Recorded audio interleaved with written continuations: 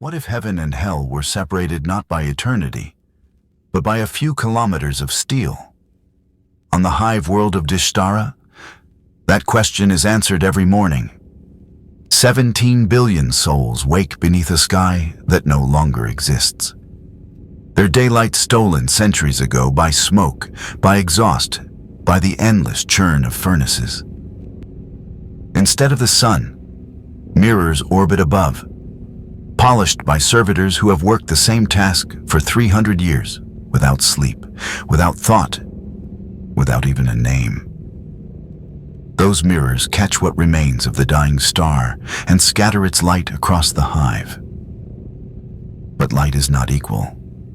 The higher one lives, the more golden the glow becomes. At the very bottom, where air is thick as soup, the mirrors barely reach at all. There, day is no different than night, only soot and shadow. Yet above, in the noble spires, it is always morning. Lady Casara wakes to that light. It falls through windows taller than city blocks, washing marble floors that have never felt the tread of common boots.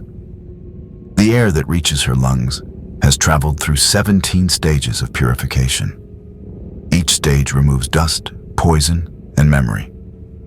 By the time it flows into her chamber, it carries nothing of the hive.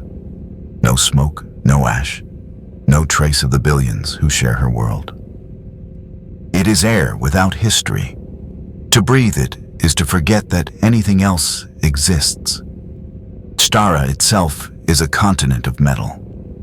Imagine a mountain not of stone, but of foundries and chambers stacked one upon another.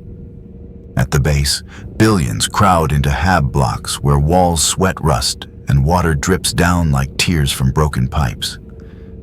Corridors there echo with the cough of children whose lungs are lined with black dust before their 10th birthday.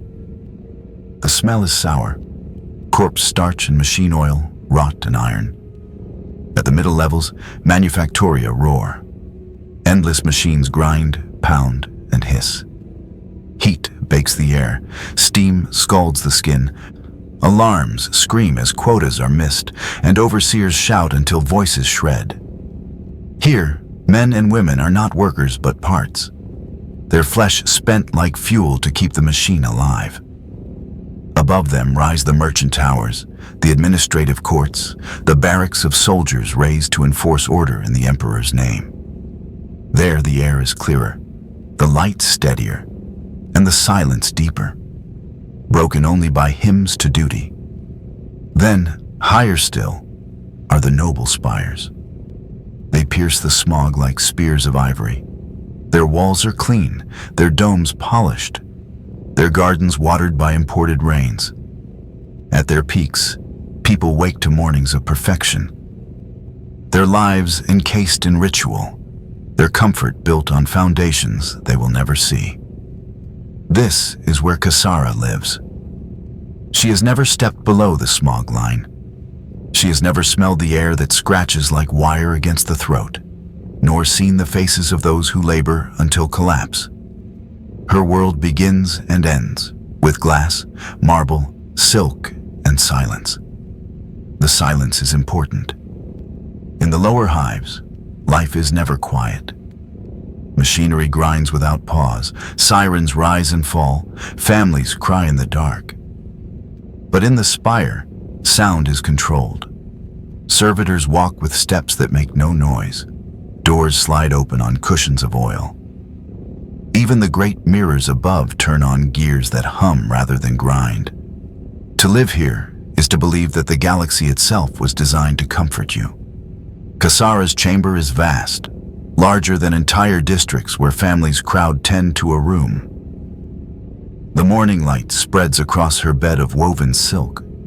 Every thread cost a life. Somewhere in the galaxy, artisans went blind, spinning fibers so fine they break at a touch. Yet here they drape in soft folds across her body. Casara does not know this. She only knows that the fabric is smooth, that it whispers when she moves, that it glimmers when the golden light touches it. She breathes. and the air tastes faintly of flowers cultivated on worlds she will never visit. She stretches, and the marble beneath her feet holds warmth fed from geothermal cores deep inside the hive. Warmth that entire neighborhoods below cannot afford. To her, this is natural. It is what life has always been. To the billions below, it is unimaginable. The hive is a machine. At the bottom, the machine consumes. It eats flesh, it eats hours, it eats lives. At the top, the machine adorns its chosen few with luxury. The cycle repeats, sacrifice below, splendor above. Heaven and hell, separated by steel and smoke. Casara opens her eyes. Another perfect day begins. But this golden morning hides the first shadow. How does a single morning routine reveal the weight of billions? For Lady Casara, the answer lies in ritual. The day begins not with prayer, not with duty, but with a bath. The water is not local, not recycled, not drawn from the pipes that drip rust into the mouths of the poor. It has traveled across the void, lifted from glacial springs on a distant moon 2 systems away, ferried in sealed tanks that cost more to move than an entire Hab district earns in a year. It pours steaming into a marble basin large enough for a family to live in, shaped to cradle only her body. She sinks into it, eyes closing, skin wrapped in warmth stolen from the cold of another world. For her, it is cleansing. For those who paid the price, it is absence, deprivation, starvation. She does not know. She does not ask. The silk robe waits. Its threads gleam, each strand woven so fine it can slip through the eye of a needle and vanish. Artisans wove them by hand until their vision collapsed, until light itself became pain. Blindness was the final price. But the robe is perfect. When servants drape it across Casara's shoulders, she feels only the softness, the whisper of fabric against skin, the illusion that the galaxy bends to comfort her. The jewelry follows. Gold mined from veins that swallowed men alive when tunnels collapsed, gems pried from rock by children whose fingers bled raw, rare metals torn from toxic pits where the air burned holes in lungs. Casara sees only light refracted, only beauty, only wealth polished to gleam. She does not see hands trembling, bodies broken, lives crushed beneath stone. For her, each piece is a symbol of House Vera's splendor, not the suffering that carved it. Around her, servitors move. Their bodies once human, their faces scarred by the knives of lobotomy, their minds erased and replaced by programming that ensures obedience. They hold pins of rare silver, forged in furnaces where men burned alive when vents failed. They arrange her hair, they tighten robes, they adjust the folds of silk. Their eyes are glass, their mouths silent. They cannot tell her what was taken from them. They cannot warn her of what she wears. They are instruments of the ritual, living furniture, proof that a human can be emptied and still serve. Human servants follow, their tongues removed to guarantee silence. They carry trays of cosmetics ground from rare minerals, pigments stolen from mines where children die before reaching adulthood. The powders stain Casara's skin with the sheen of nobility, hiding the truth beneath another layer of beauty. She eats fruits cultivated on agri-worlds where the soil is watered with tears, meats carved from beasts fed on grains that could sustain whole cities, bread baked from flour sifted until nothing of its roughness remains. Each crumb the work of thousands whose lives are measured only in efficiency quotas. She lifts fork to mouth without hesitation, without gratitude, without recognition. Every bite is a weight she does not feel. The ritual of comfort is not small. It is not trivial. It is an empire condensed into minutes. Each gesture, each object, Each sensation is bought with lives elsewhere. A single bath consumes resources that could save 1,000. A single robe blinds a craftsman forever. A single necklace costs a village its sons. Yet for Casara, it is only morning. She's 23, heir to House Vera, descendant of rulers who have sat in luxury since the Great Crusade. She believes this is natural, inevitable, divine. Her education has taught her nothing else. The ritual is complete. She is clean, adorned, dressed, perfumed, prepared. She sees herself in the mirror, flawless. She believes the reflection is truth, but mirrors never show the cost.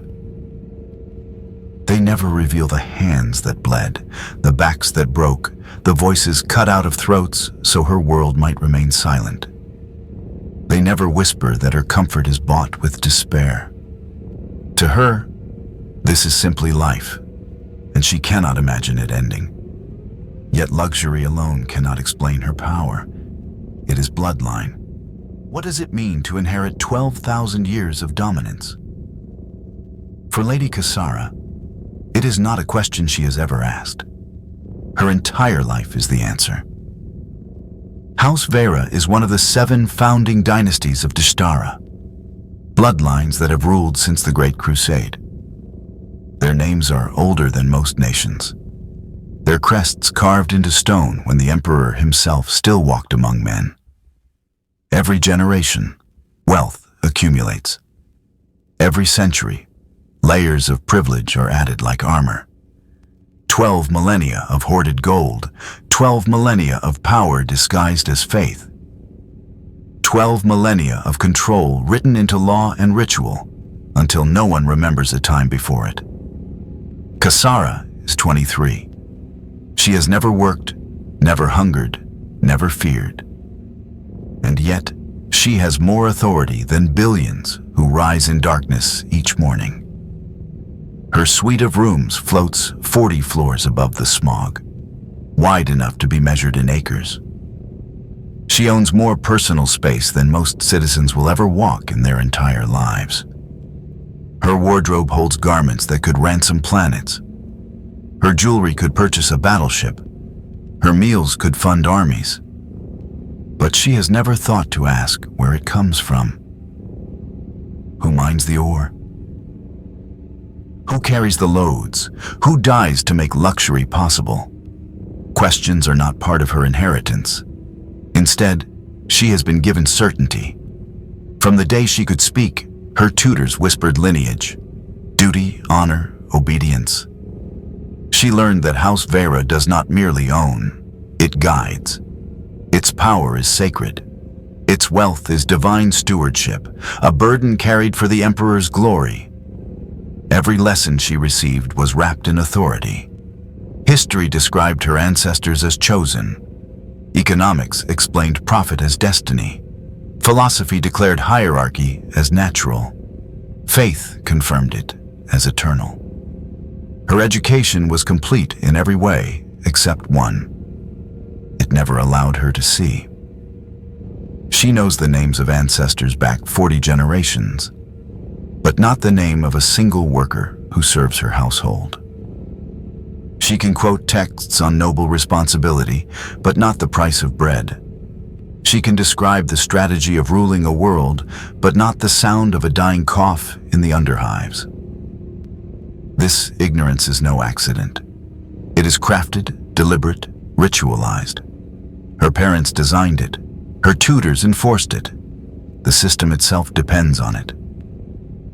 For if Casara were to know the truth of her world, to taste the air below, to feel the weight of suffering that sustains her, she might doubt. And doubt is forbidden. Doubt is dangerous. Doubt is heresy. And so she believes, with the faith of the never-tested, that her place is righteous, that her blood is sacred, that 12,000 years of dominance is not oppression, but order. In her world, doubt is impossible. The very structure of her days enforces belief. At morning, she learns household management. The proper number of servants per room, the correct volume of incense for worship, the ratio of silk to marble in ceremonial chambers. Nowhere in the lessons is there mention of cost. In the afternoon, she studies art. Statues carved by masters whose lungs failed from dust, frescoes painted in blood and gold. Her tutors speak of beauty, never of suffering. In the evening, she is briefed on investments, profit margins, production efficiency, trade contracts that increase wealth measured not in numbers, but in lives. She learns how to expand, never why it must contract. Each lesson builds walls around her mind. Each word is a stone. By the time she leaves her study, her ignorance is perfect. The indoctrination is complete. And yet, behind the repetition, behind the ritual, a faint question lingers, unasked, unformed. What if all of this is not destiny but theft? She cannot shape the thought, cannot voice it, cannot even admit its possibility. For now, she is heir of House Vera, scion of 12 millennia, embodiment of continuity. And so Casara begins her day of lessons. How do you teach ruling without teaching reality? On Dstara, the answer is simple. You build an education that blinds as much as it instructs. Lady Casara's days are measured not in freedom, but in lessons. Each one designed to shape her into the perfect heir of House Vera. Her tutors are chosen carefully, loyal men and women who have never known the lower hive, never seen the machinery that breaks lives. They wear robes stitched with the sigils of knowledge, their voices trained to command respect, their hands guiding her through a world of symbols rather than truths. The first lesson of the day is always duty. She is taught that every noble exists to maintain order, that hierarchy is the emperor's will made manifest, that structure itself is holy. Charts and diagrams display chains of command, each link stretching back to the throne itself. Casara is reminded that her place is not simply privilege, but responsibility, a sacred weight to be borne with dignity. She repeats phrases until they become reflex. The emperor ordains, the house fulfills, the masses obey. Her tutors nod, satisfied. She is learning, but learning only what they allow. The next lesson is household management. Here, her instructors speak of numbers, of ratios, of balance. How many servants are required for each room? How many trays of incense for each ritual? How many candles for the proper illumination of a noble feast? They explain that order begins at home, that the smooth functioning of her household reflects the greater harmony of the Imperium. Yet, never once do they mention the wages of servants, or the hunger of their families, or the cost of the wax melted into smoke. Instead, Casara learns that control is beauty, and beauty is control. Afternoon brings art. She studies marble statues, frescoes painted in bright vermilion, tapestries woven with threads of gold. Her tutors speak of form, of symmetry, of proportion. They instruct her to admire the harmony of chisel and brush, the way color conveys emotion, the way line captures spirit. They do not speak of the sculptor who died coughing blood into his stone dust, or the painter whose fingers cramped until they twisted, or the weaver who starved while crafting threads she would never wear. To Casara, art is beauty untouched by cost. To her tutors, silence is education. Evenings belong to economics. Charts of profit margins, tables of production quotas, reports of trade agreements fill her studies. She learns the movement of goods as if they were abstract forces, numbers flowing like rivers, percentages bending like tides. She nods when told of expansion, repeats when told of efficiency, memorizes the mathematics of wealth. But nowhere in those numbers is the sound of a miner choking, or the sob of a child at the loom, or the silence of a family reduced to corpse starch. The lessons hide more than they reveal. Each is a mask, a veil, a wall built stone by stone to prevent her from glimpsing what lies beneath. Her tutors do not lie, they simply omit. They omit until omission becomes truth, until ignorance becomes wisdom, until blindness becomes vision. This is education by design, to rule without seeing, to govern without knowing, to command without ever touching the suffering that makes command possible. By the end of each day, Casara can speak with grace about honor, about beauty, about responsibility. She can recite the history of her house. She can list the virtues of her bloodline. She can explain the sacred structure of society. And yet, she cannot imagine what hunger feels like. She cannot describe the smell of smog. She cannot hear the truth in silence. Every lesson polishes her ignorance until it shines. Every lecture sands away the edges of doubt until nothing sharp remains. The education of the blind is complete when the blind no longer know they are blind. And Casara believes she sees, but even the best taught child must eat. What does a bite of bread cost when weighed in human lives? For Lady Casara, it costs nothing at all. She sits at a table carved from stone older than nations, its surface polished until it gleams like still water. Her plate is silver, engraved with a sigil of House Vera. Her cup is crystal, its stem so thin it could shatter in a breath. Around her, servants move like shadows, silent, tongueless, trained to obey with the precision of machines. They place before her food that is not merely sustenance, but spectacle. The first dish is fruit, not the sour bulbs that grow in vat farms below, but golden slices from agri-world orchards, cultivated with waters hauled in chains by indentured hands. The skin shines with polish, the scent sweet as honey, the flesh soft enough to melt on the tongue. For Casara, it is breakfast. For the workers who harvested it, it was hunger. Endless rows under punishing suns, their sweat turned into sweetness for a woman they will never meet. Next comes meat. It is seared to perfection, pink at the center, juices glistening in the morning light. The beast that provided it was raised in conditions so exact that even its last breath was monitored. Fed grains refined to a purity greater than most citizens' rations. Entire districts could have eaten from that grain, yet it fed only one animal, so that its flesh might grace this plate. Casara cuts, chews, swallows, unaware that her bite is 1,000 meals denied. Then comes bread. Its flour has been sifted and sifted until every grain is white, every rough edge removed. The process required thousands of hands, thousands of hours, thousands of lives bent to turning harvest into purity. The bread is warm, soft, and light as air. Casara spreads it with butter churned on a world she has never heard of, eats without pause, without gratitude, without question. Each bite is soft, but each bite carries a weight measured in starvation elsewhere. For below, in the darkness, the people eat corpse starch, blocks of recycled protein pressed from the dead, flavored with chemicals to hide decay. They gnaw it with teeth already crumbling, swallow it with throats scarred by dust. To them, food is fuel, gray and joyless.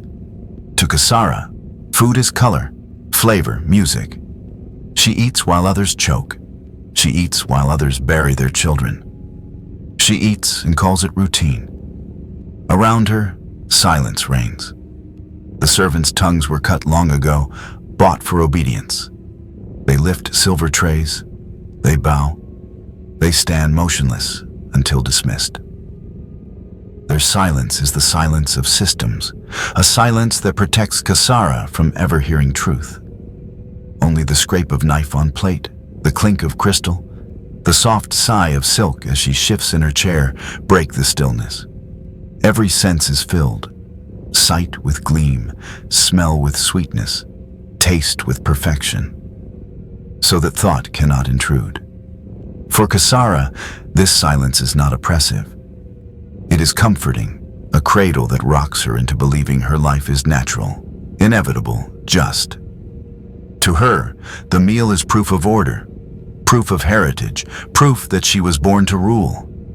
This is not cruelty by intent. Casara does not wish harm on the billions below. She has simply been trained never to notice. To her, bread is bread, meat is meat, fruit is fruit. She does not see the chain of suffering behind them. She does not hear the cries swallowed in the soil. She does not taste the ash of hunger mixed with sweetness. She eats without thought. She eats without pause. She eats as one born to abundance. And in that ignorance, the meal becomes its own ritual, a ritual of blindness. For each dish is a prayer disguised as indulgence, each bite a hymn to hierarchy, each swallow a confirmation that her comfort matters more than their survival. When the last plate is cleared, when the last cup is drained, Casara rises from the table satisfied. She does not know that hundreds labored for her fullness, that thousands went without so she could feel no hunger. She believes only that the meal was good, that the morning is bright, that her world is whole. And from her window, the world appears perfect. What do the spires hide when they block the horizon? From the uppermost levels of Dstara's noble towers, the world looks serene, almost holy. Lady Casara stands before a window taller than a cathedral's nave, a sheet of transparent steel polished until it holds no blemish. The golden light pours through, not true sunlight, but reflected beams from orbital mirrors. Those mirrors have circled for centuries, their surfaces cleaned by servitors who will never know day or night. Only endless maintenance in void black silence. The light they provide is warm, gentle, and steady. It paints the marble halls in hues of paradise. To Casara, it feels natural, inevitable, the way the world is meant to look. Yet even this light is a lie, sculpted and redirected, never pure, never free. From her vantage, the sky is pale and golden, free of smoke. She can see the curve of the horizon where other noble spires pierce upward like needles stitched into heaven. Their surfaces gleam, their heights proclaim wealth that rises above all decay. The architecture is clean, symmetrical, timeless. It is a vision of order, as if the emperor himself placed these towers to stand eternal against the dying sun. To Casara, this is the world. Beauty without blemish, structure without collapse, endless serenity. But beauty is always framed. What she cannot see, what she was never meant to see, is the hive below. 17 billion souls begin their mornings without light. The spires themselves act as walls, blocking every angle downward, so no noble eye falls upon the depths. Even the design of the windows ensures blindness. They tilt upward toward horizon and sky, never down into shadow. Her world is curated to remove discomfort. To look outside is to see only beauty, never pain. Yet the darkness is there. Beneath the smog line, there are no golden beams, only fumes that burn the throat and scar the lungs. There, the sun is a rumor. Generations live and die without seeing its true face. Their morning light comes from flickering lumen strips, too weak to pierce the haze, buzzing faintly until silence returns. Children wake coughing, their first breaths poisoned, their first meals gray corpse starch. To them, the sky might as well be myth. Some do not believe in it at all. For them, light is only what machines provide, humming and faltering, a reminder that survival depends not on heaven, but on industry. The air smells of rust and rot, heavy with oils that never burn clean, and the taste of iron coats every breath. Beneath it all lingers a deeper note. The reek of sweat and blood baked into stone, a stench no filter can erase. But Casara does not know this. She gazes outward and sees spires, clouds brushed thin by orbital brilliance, and the faint gleam of distant stars still visible in early dawn. It is beauty framed for her eyes alone, designed to instill awe, to confirm her place above.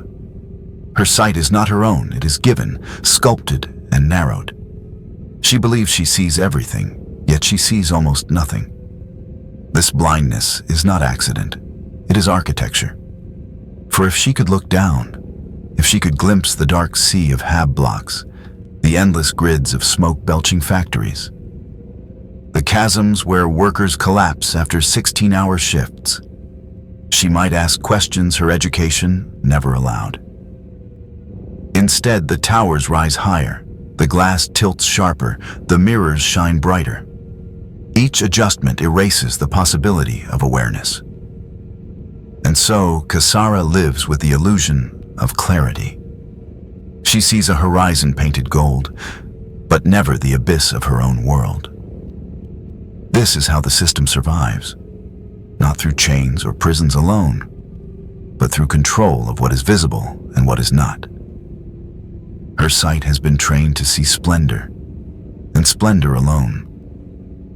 But for all the beauty, all the false serenity, the darkness remains. The hive still rots beneath her feet, a machine of flesh and iron, grinding ceaselessly to sustain her paradise. And every day, as Casara opens her eyes to light that feels pure but is not, billions open theirs to nothing but smoke. How can misery be called justice? The answer lies not in reason, but in faith. On Dstara, sermons rise as steadily as smoke. Vox amplifiers whisper from hidden alcoves, repeating litanies that have echoed for 10,000 years. The emperor provides. The emperor decides. The emperor endures. For the nobles, these words confirm their right to rule. For the billions below, the same words chain them to their fate. Each prayer bends the back a little lower, yet each bow is called loyalty. Each sacrifice is reframed as holy, not theft but offering. Casara begins every day with ritual. She kneels before a shrine in her chambers. Its gold polished until it blinds the eye, candles burning with smokeless flame, perfume to smell of lilies rather than wax. The icon of the emperor stands above, robed in radiance, carved with a face too stern for doubt. Servitors chant the prayers for her, their mechanical voices blending into monotone harmony, while human attendants bow in silence. Casara presses her hands together and repeats the creed she has known since childhood. Suffering is duty, duty is service, service is worship. She whispers the words without hesitation, without pause, without a single thought that they could mean anything else. Her tutors explain the order of the cosmos in the same cadence. Why do nobles live in light while workers toil in darkness? Because hierarchy is holy. Why must billions starve so that hundreds may feast? Because sacrifice is sacred. Why are some born to rule and others to die nameless? Because the emperor wills it so. Each answer is not explanation, but decree. And to question is to falter, and to falter is to betray. The creed does not argue, it silences. From the pulpits of cathedral spires, preachers thunder that the hive is a body, and each soul a cell within it. If some cells suffer, the body survives. If some cells perish, the body grows stronger. To endure pain is to honor the emperor. To bear hunger is to share his sacrifice. To obey without question is to love him as Father. The people below believe because disbelief brings death. The nobles above believe because disbelief brings doubt, and doubt is more dangerous than any weapon. Casara has been taught that her comfort is not indulgence, but burden. The robes she wears are banners of responsibility. The meals she consumes are symbols of duty. The servants who serve her are proof of order. If they suffer, it is not injustice, but balance. If they die, it is not waste, but worship. Her life is a ritual disguised as privilege, every action sanctified by doctrine. She has never thought to separate faith from fact or scripture from truth. For her, they are one and the same. The mini-climax comes not in fire or blood, but in certainty. Casara bows her head and feels not guilt, but pride. To her, hierarchy is not cruelty, but harmony. To her, the screams of the hive are hymns of devotion. To her, the billions who labor and starve are not victims, but worshippers. She believes this because everyone around her believes it, or pretends to. Faith is the wall that keeps her world whole, and ignorance is the mortar that holds it strong. And so her prayers end as they always do. By the throne, I endure. By his light, I rule. By his will, all things are just. The incense fades, the servitors still hum, and Casara rises convinced that all suffering has meaning, that every cry is part of a chorus of obedience, that the emperor himself has decreed that her life must shine while theirs must break. Her faith is unbroken until a tremor comes. Can a house tremble without warning? The noble spire of House Vera, built upon foundations that have stood for 12 millennia, was meant to be immovable, a tower that pierced the smog and touched the false sunlight of orbital mirrors, a bastion of certainty in a world of chaos. Yet as Casara prepared for her evening feast, a vibration stirred through the marble halls, subtle at first, like the faint roll of distant thunder muffled by stone.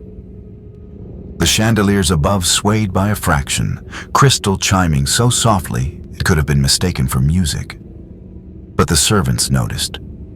Their augment ears twitched, designed to hear whispers of danger long before human senses would register. A tray quivered in the hands of a mute attendant, the silver goblets rattling in delicate protest. Casara frowned only because the sound interrupted her thoughts of which gown to wear, not because she feared. To her, danger was a thing for stories, not reality. She had never seen a battlefield, never known hunger, never faced the fury of collapse. What reached her ears was only an inconvenience, a distraction to be brushed aside like dust upon polished stone. The tremor deepened for a moment, rolling upward through the hive's bones, carrying with it the echo of breaking systems far below. Pipes hidden in the walls groaned as pressure shifted. Incense smoke curled in sudden turbulence, patterns broken into chaos. The house's defense cogitators awoke with a hum, sensors scanning the horizon for threats, auspex arrays flickering with brief red runes of warning. Servitors paused mid-task, their eyes flashing, vox emitters clicking as coded messages passed between machine minds. For the first time in centuries, the ancient protocols of vigilance stirred, gears moving that had rusted in silence. Then, silence returned. The tremor faded like a breath held too long and released. The chandeliers steadied. The goblets ceased rattling. The defenses powered down with a sigh, their alert lights dimming to green. The servants looked to Casara, but her expression told them all they needed. She dismissed the event with the ease of someone who had never been required to imagine failure. Maintenance issues, perhaps.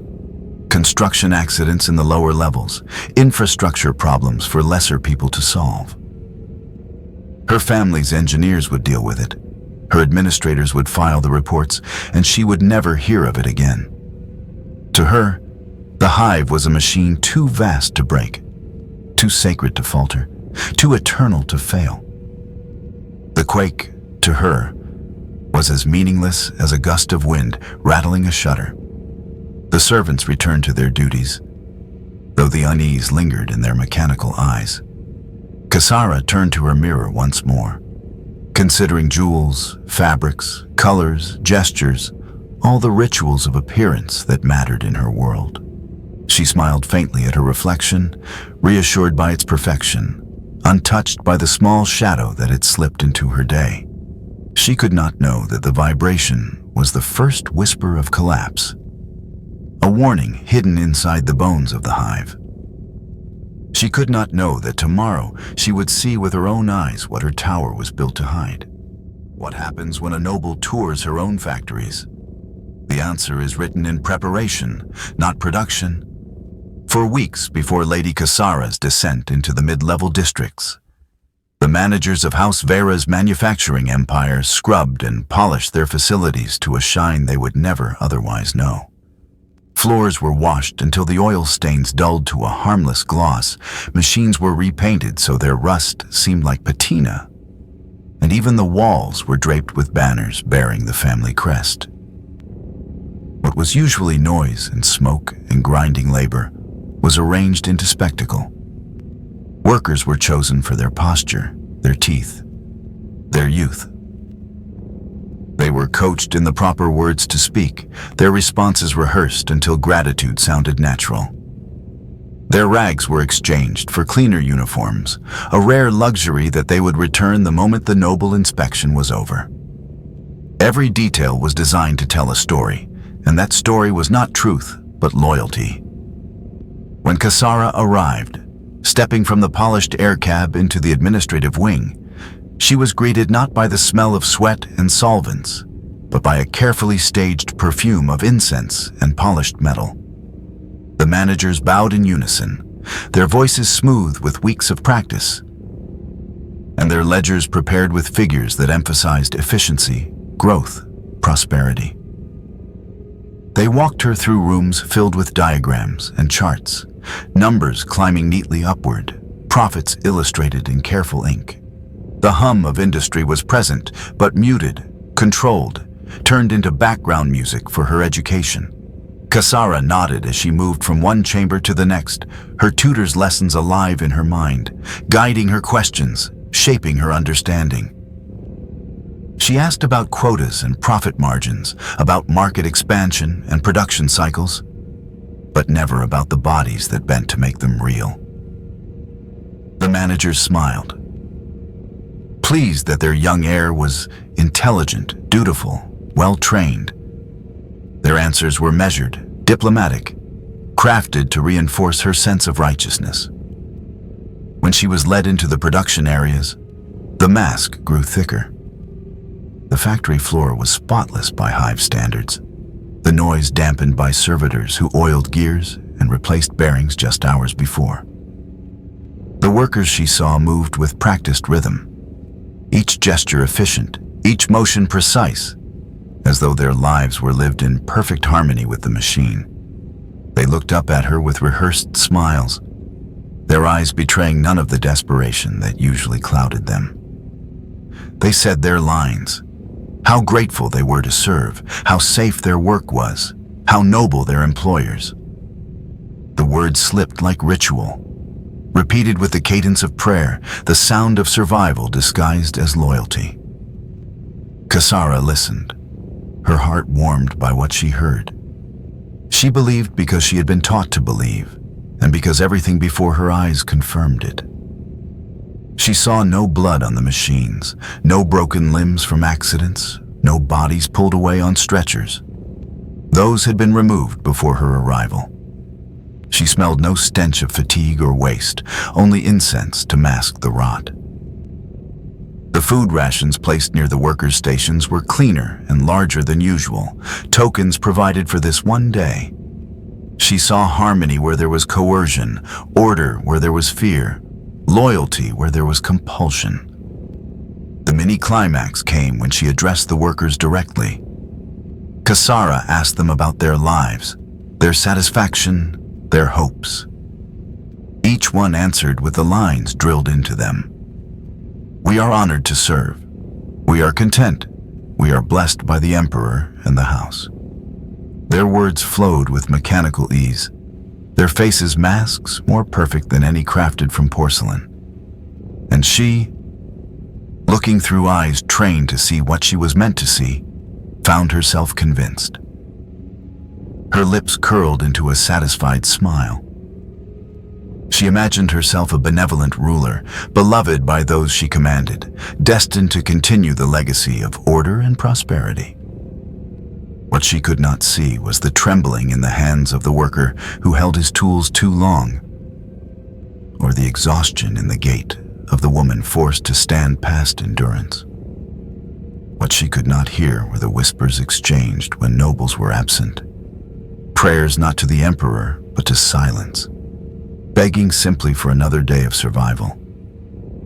What she could not smell was the rot in the vents, where mold and chemical fumes blended into poison for lungs too poor to refuse it. To her, all was well. The tour continued, each stage reinforcing the illusion. Quality control areas gleaming, shipments stacked neatly, workers smiling in orderly lines. Casara's mind filled with satisfaction. She saw herself reflected in their loyalty, their supposed devotion, proof of her family's righteous rule. And yet, outside the staged corridors, beyond the perfumed floors, the real hive still roared. Machines grinding flesh into fuel, lungs blackened with ash, children pressed into gaps where machines tore at their small fingers. Casara did not see this. The managers ensured she never would. The audience knows what she does not, that the mask of industry is thin, fragile, and cracks at the slightest strain. For now, it holds. For now, Casara is pleased, believing herself wise, believing herself loved. But machines can falter, even in perfection. What if a single glitch showed you everything forbidden? Lady Casara's air cab was never meant to falter. Its machine spirit was tuned to perfection, its flight path calculated centuries ago, its route chosen to avoid all sights unworthy of noble eyes. Yet machines, like men, can fail. A flicker in the navigation array, a spark of static across a cogitator, and the cab shifted course by mere kilometers. So slight a deviation, so trivial a distance, and yet it pierced the veil of her world. Through the transparent steel of her window, Casara saw what her education had never prepared her to see. At first came the overcrowded hab blocks, stacked like tombs, their walls black with centuries of grime, their windows cracked or shuttered, their lights no brighter than dying embers. She had seen architecture drawn on parchment, diagrams in her lessons, but never structures so swollen with flesh that humanity seemed poured into stone until the walls themselves sagged with exhaustion. On the balconies, she glimpsed children clustered like vermin, their eyes hollow, their limbs thin as wires. They watched the shining cab pass above with neither awe nor hatred, only the blank resignation of those who have forgotten the idea of change. Casara pressed closer to the glass, confusion rising in her chest. This was not in her books, not in her lectures, not in her prayers. The cab descended further as it corrected, and the scene shifted to Manufactoria, whose smoke rose thick and oily, air so foul it shimmered with poison. She saw lines of workers filing between machines that dripped fire and acid, their movements weary, their faces hidden beneath rags soaked dark with sweat. Even at this distance, she thought she could smell the acrid bite of solvents, the sour tang of decay. She imagined the taste of that air, coating the tongue in ash. Her stomach tightened. Then came the collapse. The cab glided above a mag rail tunnel where disaster had torn the ground open. Twisted beams jutted like broken bones, rubble piled in grotesque heaps, and among it all moved the desperate forms of rescue crews. Casara watched bodies pulled from the wreckage, some limping, some carried, some utterly still.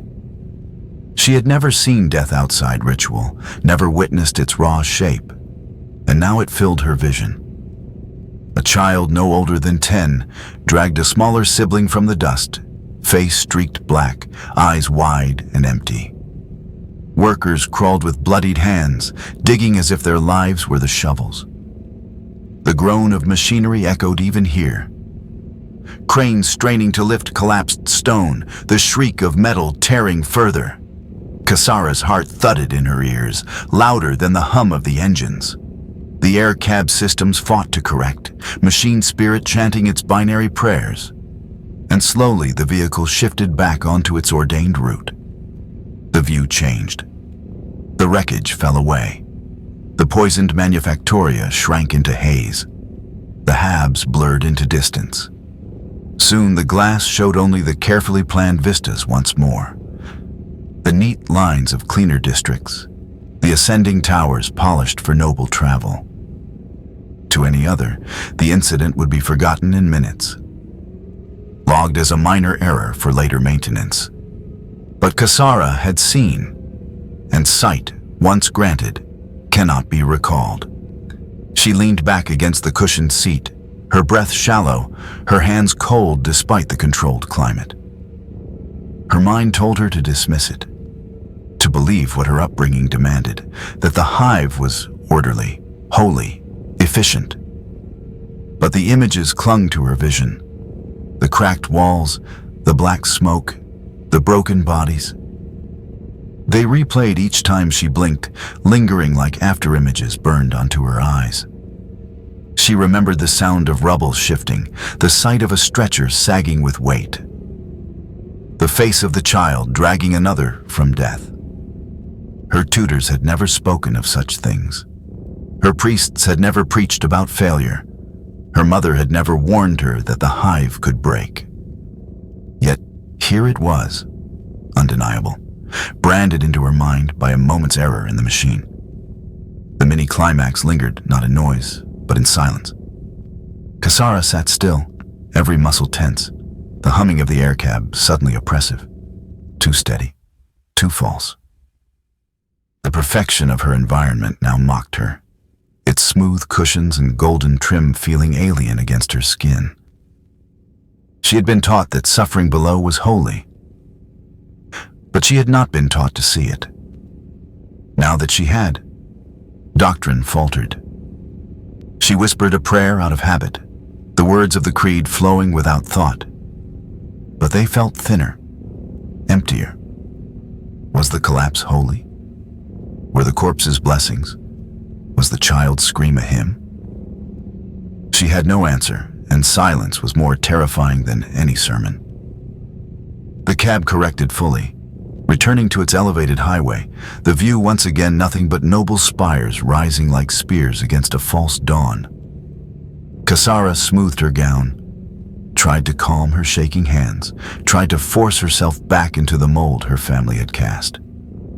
She told herself it was a dream, an error, a trick of nerves. But the memory clung. It whispered at the edges of her thoughts like a draft through stone walls, subtle, persistent, cold. She could not unsee. And tomorrow, she would have to descend into the chaos, not as a glimpse from above, but as a presence among it. What happens when order breaks down where it should never fail? The transport nexus of Dstara was designed to embody control, a cathedral of logistics where every movement was measured, every vehicle guided, every arrival seamless.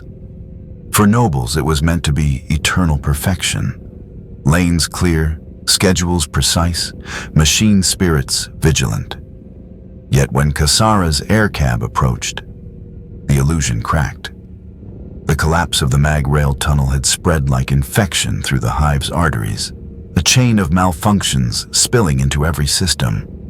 The nexus groaned with the weight of diverted traffic. Air cabs circled in holding patterns, Vox channels clogged with frantic messages, ground vehicles backed up into lines that stretched like veins about to burst. Sirens cut the air, flashing lights smeared crimson across the polished walls, and the controlled hum of the hub became a roar of discord.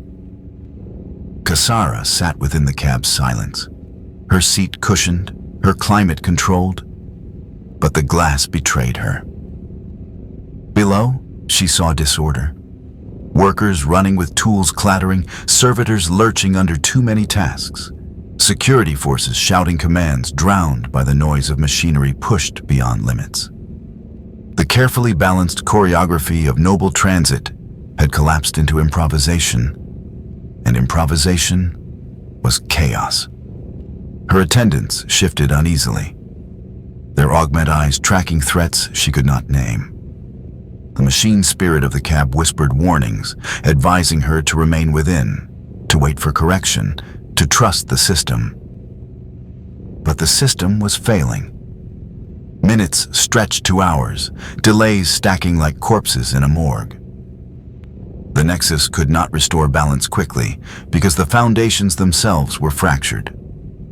Casara's certainty thinned. She pressed her hand to the window, watching workers below struggle with desperate energy. They shouted across gantries, sparks showering as cables snapped, engines overheated, conduits spat arcs of lightning. The air tasted of ozone and burning plastic. It was a symphony of collapse. Every note discordant, every sound a warning that the hive's perfection was a lie. Then came the choice. Her education had never prepared her for it, because choices were meant to be illusions, always made for her by tutors, servants, or ancestors long dead. But here the path forked. She could remain within her cocoon of safety, sealed from the world until order returned, however long it took. Or she could descend, step into the Nexus itself, into the uncontrolled, into the reality that clawed at the edges of her vision. Her body trembled, though she willed it still. The machine spirit hissed, security protocols urged restraint, but her eyes betrayed her heart. She saw the workers fighting against collapse, not as faceless numbers, but as people whose hands bled to keep her world alive. She saw the strain in their movements, the fear in their hurried pace, the weight of responsibility pressing down on shoulders too fragile to bear it. For the first time, she understood that the hive survived not through divine will alone, but through human sacrifice unending. The mini-climax broke when she gave the command. Land.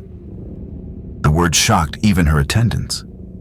The cab obeyed reluctantly, settling onto a maintenance platform where nobles were never meant to tread.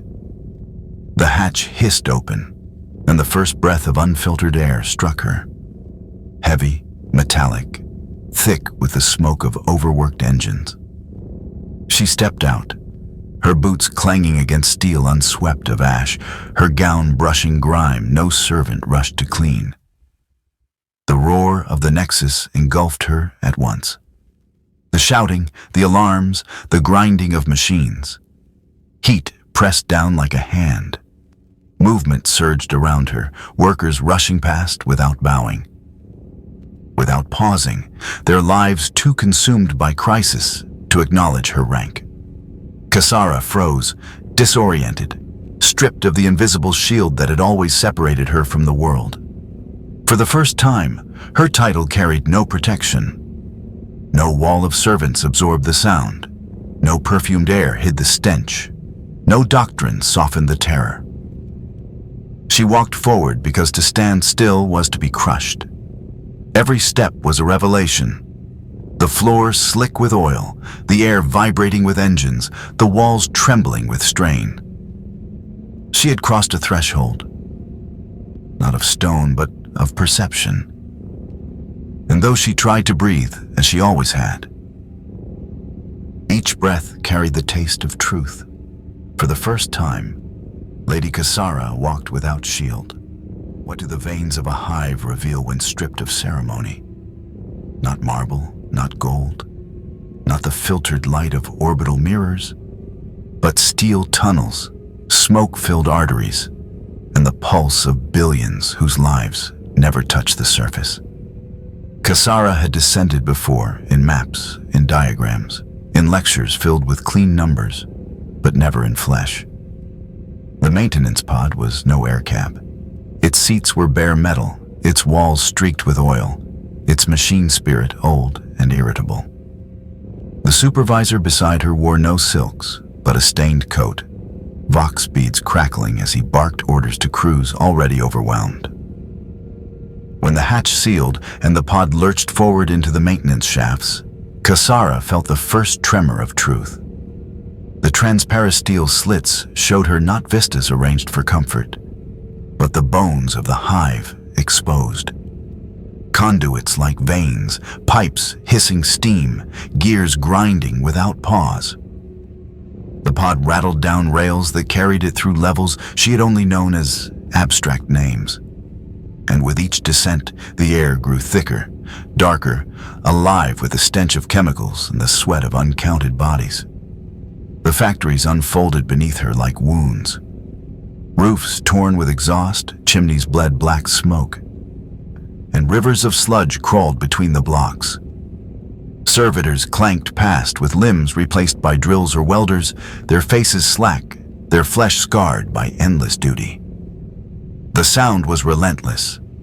Metal hammering on metal, alarms shrieking when pressure spiked, voices calling warnings swallowed by the roar. Casara pressed closer to the slit, unable to look away.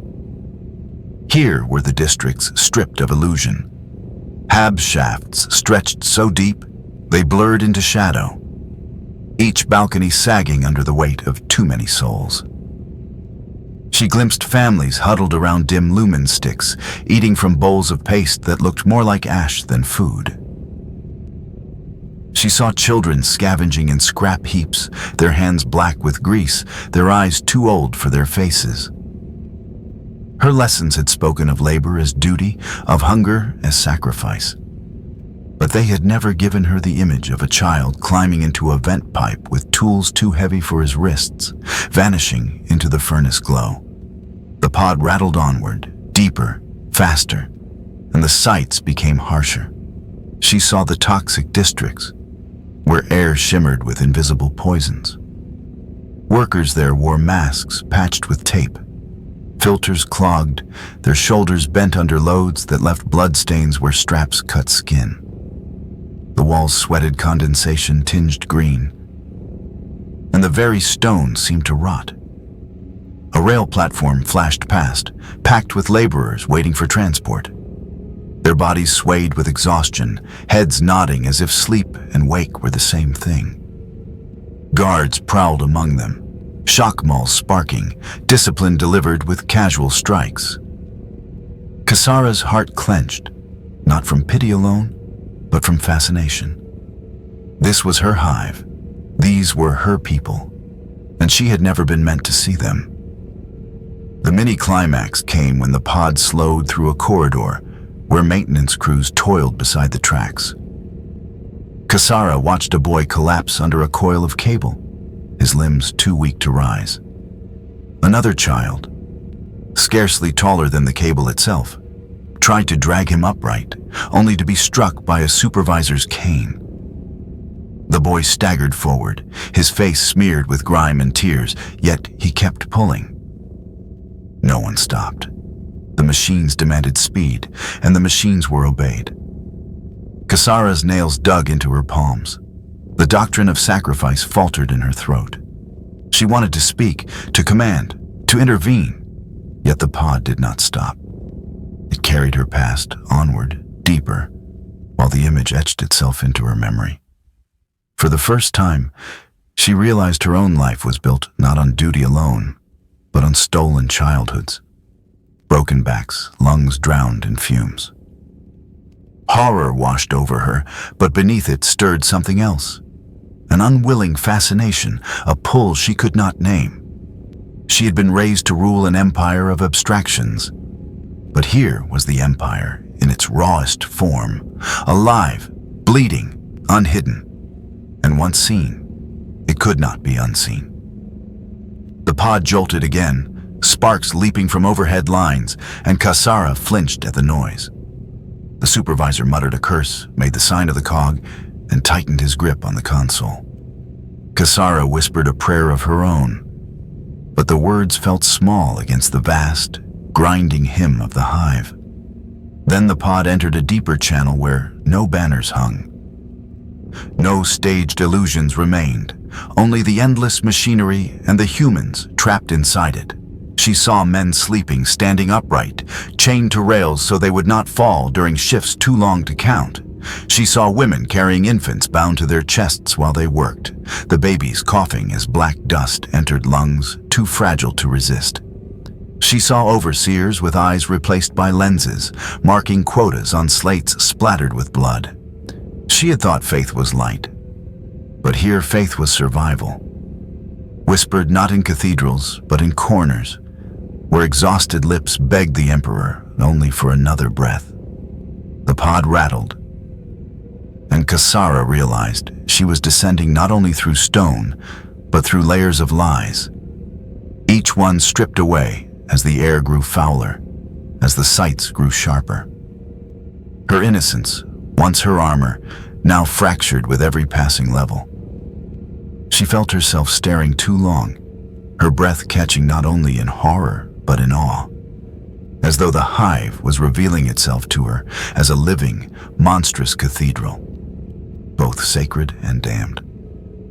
The deeper she went, the more her innocence cracked. What happens when the voiceless finally speak?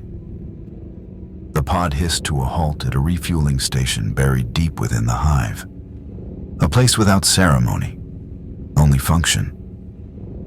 The air here was thick with burnt promethium and the metallic tang of oil, pipes clattering overhead, steam hissing from valves that bled heat into the cavern. Casara had never stood in such a place. Her feet touched iron gratings slick with condensation, her silks catching the stench of work that no perfume could disguise. The supervisor led her across the platform, past workers bent over consoles, their faces drawn, their hands calloused. Their eyes rimmed red from sleepless toil. They looked at her, not with awe or hatred, but with the weary recognition of people who had seen nobles before and knew they would leave unchanged. Yet when she asked, timidly at first, what their lives were like, they answered. Their words broke the silence that nobles believed eternal. A man spoke of his wife lost in a tunnel collapse, her body unrecovered, her absence filled only by the quotas he was still expected to meet. Another told of a son crushed beneath faulty machinery, his death written off as inefficiency, his name erased from the ledgers within a day. A woman whispered of her daughter who would never learn letters, whose fingers were already torn and bleeding from threading wire in the dark. Their stories spilled like oil, thick and heavy, staining everything they touched. Casara listened, each word cutting deeper than sermons ever had. The tragedies piled until she felt smothered, yet beneath the sorrow was something else, resilience. The same woman who spoke of her daughter also told how she sang while she worked, old hymns to the Emperor, not because she believed he would intervene, but because the rhythm of song made the hours pass. Another worker, shoulders hunched from years of lifting beyond his strength, explained how the men in his hab shared their rations to keep one another alive, one night at a time. They spoke not of triumphs, but of endurance, the simple, stubborn decision to continue breathing when everything conspired to stop them. Casara's tutors had spoken of workers as faceless units, parts of a system, but here they had names, voices, sorrows, and an iron dignity she had never been taught to see. The mini-climax came when an older mechanic, his hands scarred with burns, his hair turned white by fumes, looked her directly in the eyes and asked, "My lady, do you know how many lives are burned so you may dine?" She opened her mouth, but no answer came. He did not scowl, did not shout, only nodded as if her silence was answer enough. The question lingered in the air, heavier than any smoke. For the first time in her life, Casara felt her ignorance as shame, a weight pressing against her chest until she struggled to breathe. Yet the workers did not curse her. They spoke to her plainly, honestly, their words stripped of pretense. They knew she would return to her spire, yet still they gave her the gift of truth. When another man added, "We do not hate you, my lady. Hate is a luxury for those who have time. We only work. We only endure." Casara felt her throat tighten. His tone was not bitter, not cruel, but steady, as if the acceptance of misery had become its own armor. Others nodded, their silence louder than words. Another woman, her skin etched with scars from acid burns, described how her entire block had lived through a fire that gutted their hab. She lost neighbors, friends, and 2 children in a single night. Yet she stood before Casara still, not because of strength, but because she had no choice but to live on. The weight of these words pressed into Casara like chains. Yet they also lit sparks, tiny glimmers of recognition that these people were not abstractions, but pillars holding her world aloft. When the refueling was complete and the pod's machine spirit growled readiness, Casara stepped back aboard with more than fuel in its tanks. She carried voices she was never meant to hear, stories that would echo long after the hiss of steam faded. Her empathy, once a fragile seed buried beneath layers of ignorance, had begun to stir, fragile yet undeniable. And as the pod's engines roared to life, she realized she was not leaving those workers behind. Their words were leaving with her, stitched into her memory. Impossible to erase, she carried them back toward the spire. How do you sit at a feast after walking through fire? Casara asked herself that question as the pod delivered her back to the towering gates of her family's spire. The golden light of orbital mirrors painting the sky in hues of warmth that now felt false, artificial. A veil pulled across reality's broken face. Servants greeted her with the same flawless bows, voices calm and deferential, their gestures rehearsed from years of ritual. They helped her step onto polished marble floors that shone as if the stone had never borne the weight of dirt, though Casara could still smell the acrid sting of oil and smoke clinging to her silks. They ushered her into her chambers where water steamed in gilded basins, where perfumes and powders awaited, where silence reigned except for the measured responses of staff trained to serve. Yet the memory of the refueling station clung to her like a second skin, and every whisper of silk against her flesh reminded her of hands torn open in labor to weave its threads. The rituals of restoration began. Bathing, dressing, painting her face with powders ground from minerals she now knew children died to extract. Combing her hair with pins forged from metals that once crushed men in cave-ins. She let them move around her, their touch precise, their eyes lowered. And though outwardly she played her part, inwardly she recoiled, for each motion carried the echo of a worker's voice, each luxury whispered the cost. When she was led to the dining hall, the transformation of the spire into ritual splendor seemed sharper than ever before. Candles flickered in chandeliers shaped like suns, the table stretched like a road of silver, and crystal goblets reflected golden light in shards across the walls. Nobles gathered, their gowns glittering, their jewels heavy, their laughter soft and assured. To Casara's ears, it no longer sounded graceful, but hollow, like music played to drown out screams. She took her place at the high table, posture perfect, hands poised, voice measured. Outwardly, she was still the heir of House Vera. Inwardly, she was a vessel cracked and leaking truth. The first course arrived, servants bearing trays so heavy they bowed beneath the weight, their silence absolute. The food gleamed with artistry.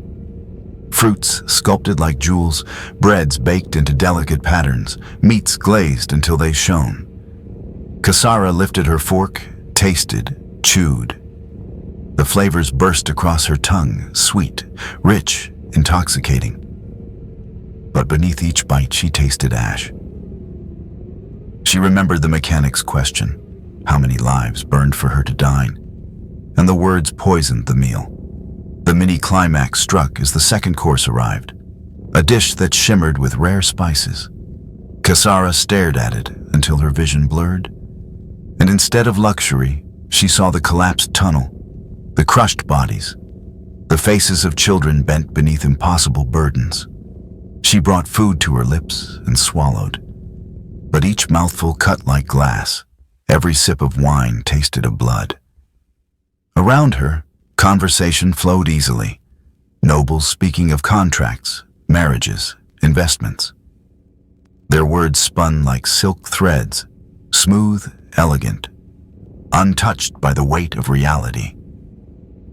They spoke of production quotas as victories, of unrest as inefficiencies, of suffering as distant abstractions. Casara nodded, added her voice when required, smiled at remarks, raised her glass when toasts were called. Outwardly, she was unchanged, the perfect daughter, the perfect heir, the perfect noble. Inwardly, she raged in silence, torn between the role she must play and the knowledge she could not forget. The resolution was quiet, subtle. Casara completed her part in the feast, her hands steady though her heart shook, her voice clear though her mind screamed. To her peers, nothing had altered. To herself, everything had shattered. She had returned to illusion, but she no longer believed in it. Every plate gleamed with lies, every jewel sparkled with stolen lives, every laugh was bought with blood. And yet, the conversation of nobles continued. And as the courses stretched long into the evening, she realized the true cruelty was not in malice, but in blindness. The nobles around her believed utterly in the righteousness of their lives, convinced that beauty and order proved divine favor. To them, the feast was not corruption, but celebration, not theft, but honor. Casara felt herself drifting between worlds, her body at the high table, her mind still trapped in smoke-filled tunnels. She wondered how long she could live divided, smiling in the light while remembering the dark. The feast pressed on, endless and radiant. But for Casara, every candle seemed to burn with the shape of a body. Every shimmer of wine rippled like blood. Once you know the cost, can you stay silent? Casara sat beneath the golden chandeliers, her fork balanced in her hand, her lips curved into the polite smile she had been taught since childhood. Around her, the conversation of nobles flowed like a river of silk, smooth, glittering. But underneath, she heard only screams. They spoke of policies as if they were puzzles to be solved, margins to be tightened, quotas to be raised.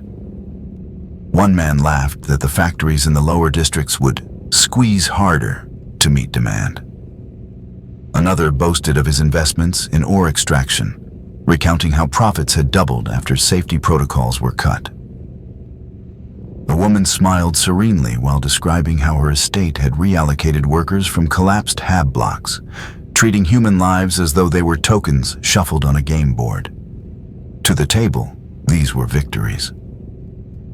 To Casara, each word carried the echo of blood and ash. The wine in her goblet sparkled crimson, and she could not drink without imagining it warm from a laborer's veins. The bread on her plate seemed to weigh as much as the bodies buried in rubble. The fruit gleamed, but she saw instead the hollow eyes of children who would never taste such sweetness. Her tutors had told her that nobility meant stewardship, that wealth was proof of divine order, that power itself was sacred duty. Now every sentence from her peers felt like a hammer striking cracks deeper into her inheritance. The mini-climax came when a gray-haired noble, his rings heavy and his voice calm, leaned forward to suggest that unrest in the lower habs be quelled not with aid, but with discipline. Fear breeds loyalty, he said, sipping his wine as if the phrase were scripture. Casara felt her breath falter. She heard again the mechanic's question, "How many lives are burned so you may dine?" And this time, she felt it echoed by the table itself. Every smile and toast sharpening it like a blade. For one suspended moment, she thought she might speak. She thought she might rise, denounce the lies, tear the veil from their eyes. The silence before her words seemed to stretch, vast as the hive's depths, her heart pounding with the weight of decision.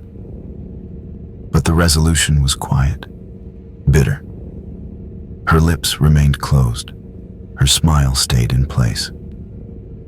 The training of 12 millennia of lineage chained her tongue. To speak would mean exile, disgrace, perhaps death. Not only for her, but for the servants, the retainers, even the bloodline itself. She swallowed her protest like poison and let it dissolve in the wine's bitter taste. Outwardly, nothing changed.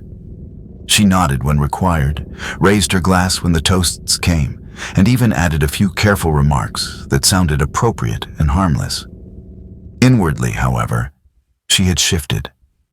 A choice had been made, not to speak yet, but to carry the knowledge within her, to let it burn her until silence itself became unbearable. Around her, the nobles laughed as music began to rise, a soft string ensemble hidden in the corner, playing hymns stripped of faith, turned into decoration. The chandeliers above shimmered with 100 candles, their flames steady, their light golden and clean. Yet to Casara, every flame looked like a funeral pyre, each flicker a soul consumed for her table. She glanced at her father, seated in quiet command, his eyes steady, his presence immense. He believed utterly in the rightness of their order, in the sanctity of hierarchy, in the emperor's will as shield. Casara's heart twisted, for she loved him. Yet his silence was worse than cruelty, it was faith. And still she remained silent. The burden pressed deeper, etched into her very bones. Once you know the cost, you cannot return to innocence. She had not yet spoken, but the burden had already claimed her, pressing against her chest with the weight of the hive itself. The burden of knowledge had settled on her soul. And as the meal continued, she noticed small details she had never cared for before. The tremble of a servant's hand as he poured wine, the pallor of a maid who stood too long without rest, the stiffness in the shoulders of a guard whose armor weighed as much as his silence. Each detail pierced her, each reminder proof that the suffering was not abstract, but close, immediate, embodied in those around her. Every smile from her peers became unbearable, every toast a mockery, every laugh a knife. Is paradise still paradise, once you see the hell that sustains it? Casara stands beneath the same golden light that greeted her every morning since childhood. A radiance poured from orbital mirrors, warm, forgiving, soft as blessing. The spire breathes luxury around her. Gardens trimmed by silent servitors, marble polished to a mirrored sheen, air perfumed and pure. Everything is as it was. Everything is not. She knows now what the light conceals. She has walked the veins of the hive and felt the heat of machines that never sleep. She has heard the voices of workers who cannot rest, seen the greased hands, the cut fingers, the eyes too old for young faces. She has tasted ash inside sweet wine, blood inside sugared fruit. She has learned that paradise is scaffolding built on bone. The morning ritual unfolds as always, attendants hovering at the edge of vision, a robe laid out with reverent care, jewels cold against the skin. Yet each comfort lands on her like a weight. The robe has threads that remember the loom's bite. The jewel remembers the mind's collapse. The mirror remembers faces it refused to reflect. She steps through the corridors of her house, and the walls seem to breathe with the labor of distant strangers. An invisible choir of exhausted lungs keeping the upper spires in tune. She pauses by a window. The city stretches in graceful lines, spires gleaming like spears aimed at heaven. Below the horizon, the hive vanishes into smoke, into shadow, into all the things she was not meant to see. She could turn away. She could smooth the surface of her thoughts until they shine like the marble beneath her feet. She could rehearse the catechism that kept doubt quiet. Hierarchy is holy. Order is mercy. Prosperity is proof of the emperor's will. She could accept her inheritance as easily as she accepts the next breath of purified air.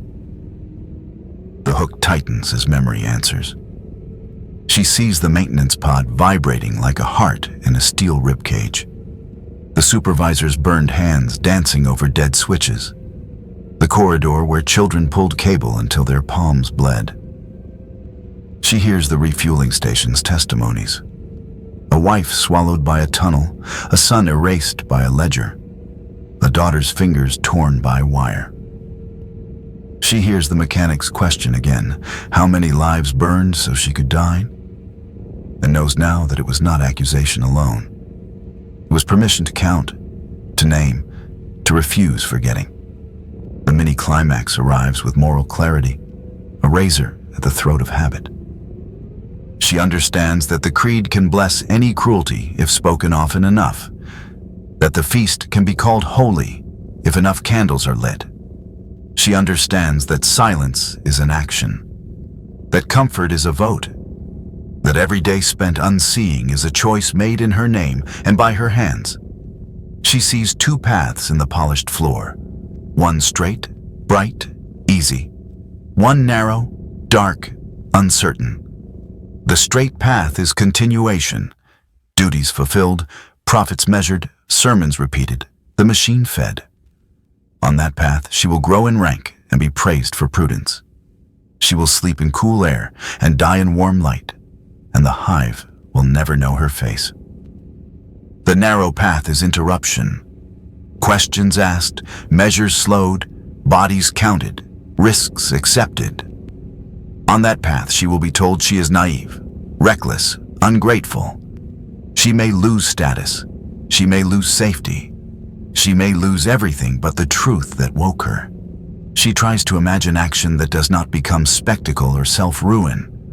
Audits unannounced, routes reordered to pass through the mid-levels, quotas tied to safety, tithes redirected to filtration and light. She imagines windows cut into walls that were built to hide. She imagines schools where hands learn letters before levers. She imagines laws that turn servants back into citizens of the Imperium. The visions tremble like candles in a draft, fragile, improbable, survivable only if guarded by will. She breathes, and the air tastes of flowers and memory. In the hall beyond, nobles murmur about contracts and decorum. Their voices are smooth as silk, confident as doctrine, innocent as sleep. She could join them and let the sound carry her. She could drown what she has learned in ritual and laughter. Her heart answers with a smaller sound, a steady, stubborn beat, the rhythm she heard in the factories, the rhythm she felt in the pod. The rhythm that kept the workers standing when the day should have crushed them. She closes her eyes and sees the hive as a single body. Spires the skull, mid-levels the ribs, depths the gut, rails the arteries, factories the muscles, people the blood. The body is alive because it moves. It is dying because some parts have decided the others are tools. She opens her eyes. The light is still golden, the garden still green, the marble still white. Paradise has not changed. She has. The resolution is not a speech shouted across the hall, not a dramatic renunciation, not a saint's conversion sealed in trumpets. It is quieter than that, and therefore heavier. She decides to act, and to act again and again. The slow defiance that turns a moral into a habit into policy, a policy into structure. She will not unsee. She will not unsay. She will not uncount. She turns from the window and steps toward the day, carrying the voices like relics, carrying the truth like a brand, carrying the burden like a vow. Is paradise still paradise once you see the hell that sustains it? The answer is no, and yes. No, because innocence is gone. Yes, because paradise can still become worthy if conscience is allowed to rule. The distance between paradise and hell is no longer measured in kilometers, but in conscience.